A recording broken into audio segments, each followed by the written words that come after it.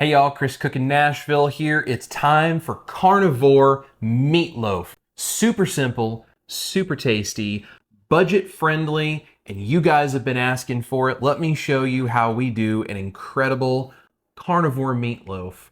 Super straightforward tonight.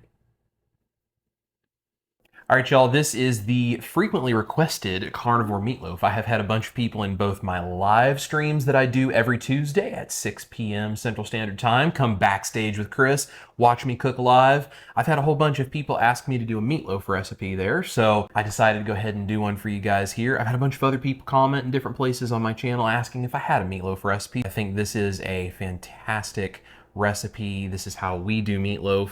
It's very straightforward, it's very simple, it's budget friendly. Man, is it good. And you don't have to have all of the sugar and the carbs and the fillers and everything else to make an incredible meatloaf that is tender. So we're gonna see what Miss Ash thinks of it over here. I'll show you guys how we make it with the gravy.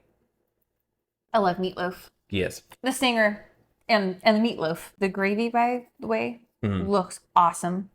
Yeah, you've made meatloaf for me many a time, and I always enjoy it. But let's see here.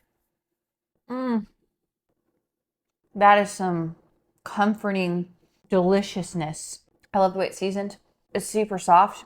You get kind of that crunchy outer texture, just like a meatloaf. I've had meatloafs before in the past, not by you, but other people, where it's like kind of wet and soggy. Yeah, they're squishy. Yeah, or they like, I've been out to eat, like before in the past, and it's like they serve you a piece of meatloaf and it's really dry. The gravy is amazing. It's incredible to make gravy that way.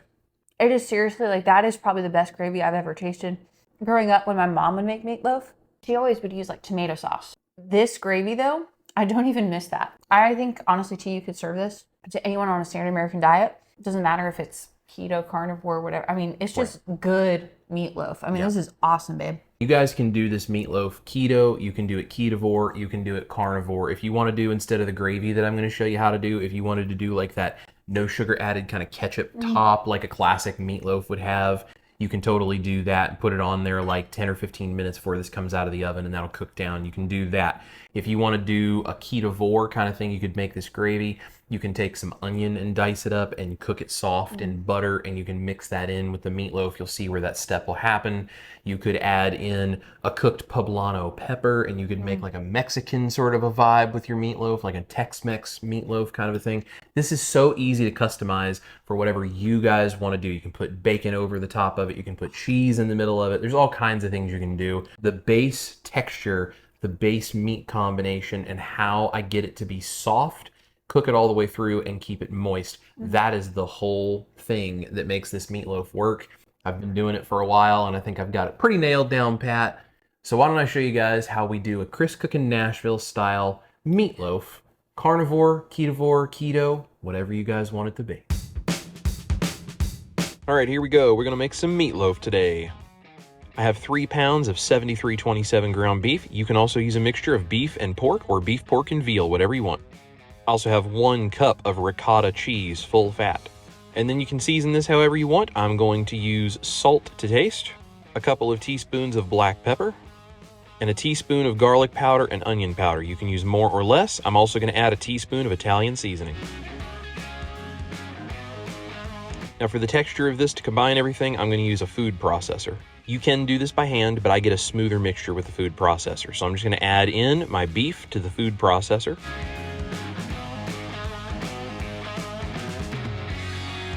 Once I'm about halfway in with the beef, I'm going to go ahead and put my ricotta on top of that.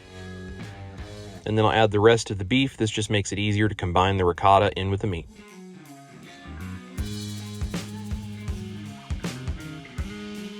Next, I'm going to add in salt, and for me, it's going to be probably about 1.5 tablespoons. I just do it by eye, but however much you like so that it's salty to your taste. For me, about 1.5 tablespoons will do it. I'm also using a very coarse salt, so if you're using a fine grind, you're going to want to use less. Next in goes my pepper.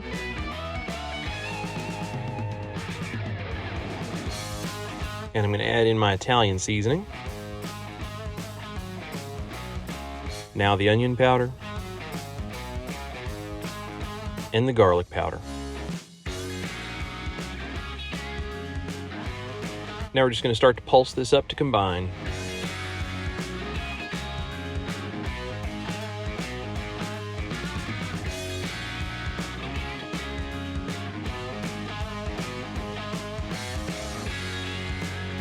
Just let this mix until you have a completely homogeneous meat mixture. I'm going to put parchment paper on my baking sheet to make cleanup a little bit easier. And now we're going to pile our meatloaf mixture right in the middle.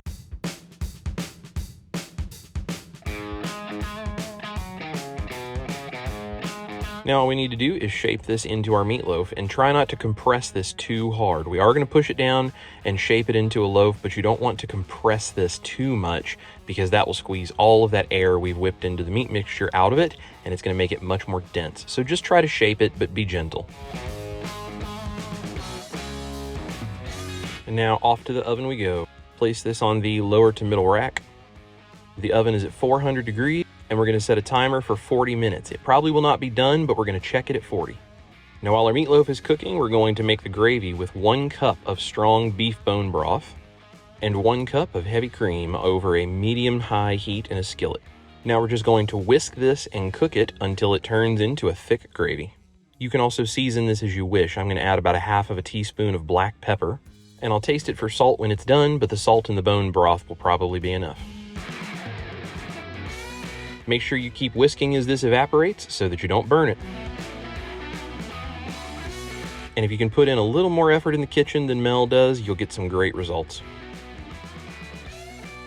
And after we've cooked and whisked, you will see this thick gravy with large bubbles start to appear. This is what we're looking for, and it's going to leave a trace behind the whisk in the pan when it's done.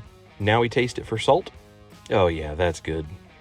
Take this off the heat and let it sit in the warm pan until time to serve. When our first timer goes off, we're going to check the meatloaf. It's definitely cooking and looking good, but we got to figure out what it's like on the inside. So I'm going to use an instant read thermometer. I will link one of these down below for you, but we need to check the inside. I'm looking for at least 145 degrees, so this is going to go back in the oven. So we're going to set the timer for another 20 minutes.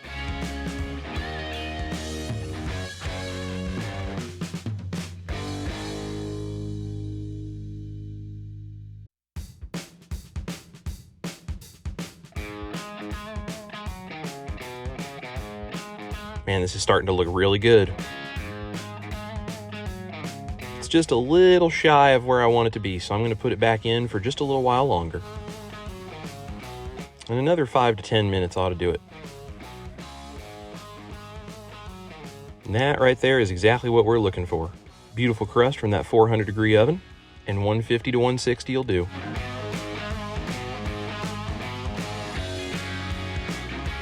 Now I'm just going to get this on the cutting board, let it rest for a few minutes, slice it, and serve.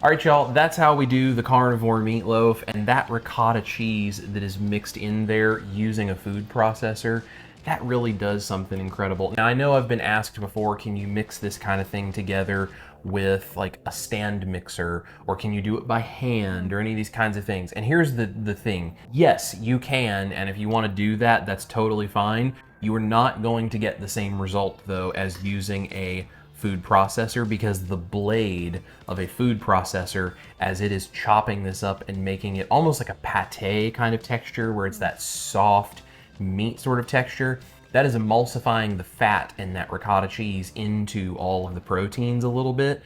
Kind of the same way you would make something like sausage.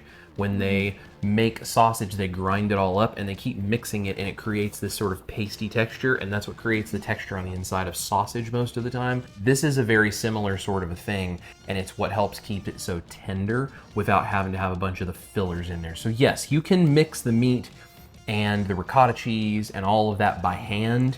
You're not going to get quite as soft and smooth of a texture as if you do this with a food processor and use that blade to get that really smooth meat sort of paste texture. That makes a really big difference, and I think you can tell Ash really likes it this way. So that's really the key to this. If you don't have a food processor, you can use a knife and you can chop it all up. It will take a while, but you can do it and mix it by hand to the best of your ability. Ideally, if you have a food processor, that would be the best way to do this. I'm gonna put the food processor I love down below. It does a wonderful job of these kinds of things. If you're in the market for something like that, I'll link that down below. That is the carnivore meatloaf recipe. Yummy. Yummy. Yummy. I've already eaten like a whole piece and it's just sitting here talking. It goes down real easy. It's just delicious. It is so, yeah, oh, the gravy. Yeah. No, it's just really good, honey. I'm super enjoying this. I think it's awesome. We're gonna sit down, we're gonna have our dinner, and we're going to thoroughly enjoy the carnivore meatloaf.